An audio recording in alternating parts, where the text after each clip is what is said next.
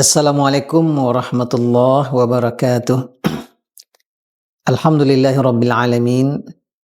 Alladzi arsala rasulahu bil huda wa dinil haqq liyudhhirahu 'alad dini kullih walau karihal musyrikun. Asyhadu an la ilaha illallah wahdahu la syarika lah wa asyhadu anna Muhammadan 'abduhu wa rasuluh sallallahu alaihi wa ala alihi wa sahbihi wa sallama tasliman katsira.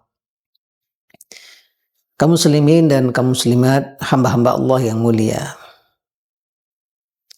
Allah Subhanahu wa taala menciptakan waktu yang sangat mulia untuk kita, yaitunya waktu fajar. Sampai-sampai Allah Subhanahu wa taala bersumpah dengan waktu fajar. Wal fajri, demi waktu fajar. Waktu fajar adalah waktu terbaik dari seluruh waktu yang Allah ciptakan. Dan sholat subuh adalah sholat termahal dan terbaik dari 5 sholat yang Allah Subhanahu wa taala wajibkan kepada kita. Waktu subuh dan waktu fajar, waktu penuh keberkahan. Waktu Allah Subhanahu wa taala membagi-bagikan nikmat dan karunia-Nya. Waktu di mana Allah mempersaksikan melalui malaikatnya hamba-hambanya yang soleh, hamba-hambanya yang beriman dan bertakwa kepadanya. Waktu fajar dan sholat subuh merupakan barometer orang beriman.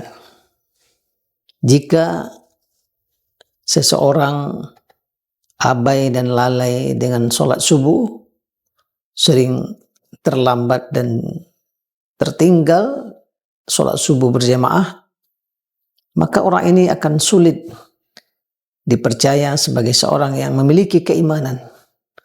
Apalagi kalau orang yang mendedikasikan dirinya untuk berdakwah di jalan Allah, tetapi ternyata kalah dalam sholat subuh.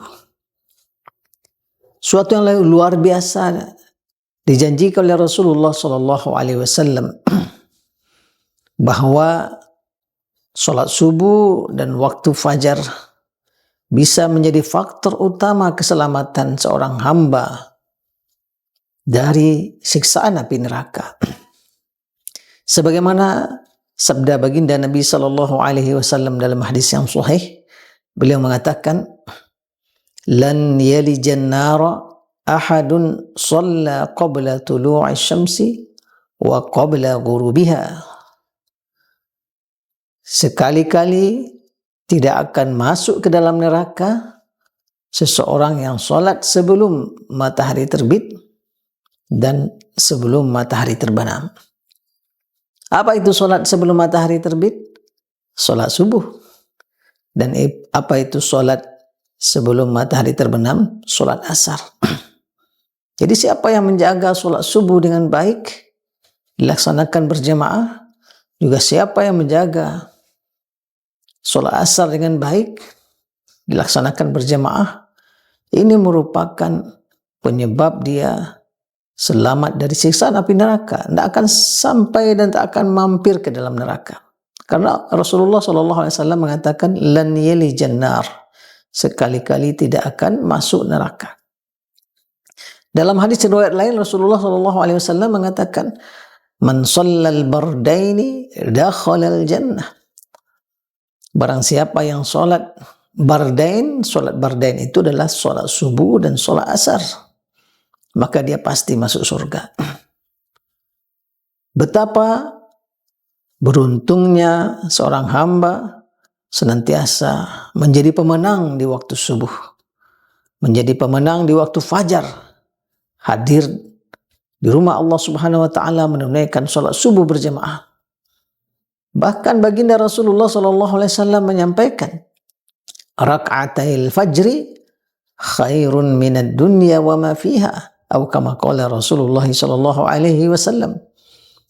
2 sholat sunat fajar, 2 rakaat sholat sunat fajar lebih baik daripada dunia dan segala isinya. Sholat sunatnya saja lebih mulia daripada dunia dan segala isinya. Apalagi sholat wajibnya. Karena itu harus menjadi tekad setiap muslim, setiap muslimah dimanapun dia berada, dalam situasi apapun, dalam kondisi bagaimanapun, sholat subuh, terutama bagi kaum lelaki, dilaksanakan berjamaah, itu merupakan harga mati. Itu merupakan barometer keimanan seseorang yang harus dia jaga. Seletih apapun jasad dan fisik di malam hari, untuk bangun di waktu subuh, meraih dan merengkuh keutamaan nilai-nilai mulia sholat sunat fajar dan sholat subuh berjamaah, tidak ada halangan dan tidak ada rintangan. Momen Ramadan menjadi momen memperbaiki kualitas sholat subuh kita, kualitas pribadi kita di waktu fajar dan waktu subuh. Karena kita sudah mengawali dengan bangun lebih awal untuk makan sahur dan menyempatkan diri bermunajat kepada Allah Subhanahu wa taala, sehingga kemudian kita bisa memastikan diri kita melaksanakan sholat subuh berjamaah. Kalau masih berat dan terasa menjadi beban sholat subuh berjamaah, kita tentu mesti waspada dan hati-hati dengan ancaman Rasulullah SAW yang mengatakan, "Athqalus salati 'alal munafiqin salatul fajri wa salatul isya." Salat yang paling berat bagi orang munafik adalah salat subuh dan salat isya. Hati-hati, jangan sampai tanda-tanda kemunafikan ada dalam diri kita karena kita berat melaksanakan salat subuh berjamaah. Aqulu qawli hadza wa astaghfirullah li wa lakum. Wassalamu alaikum warahmatullahi wabarakatuh.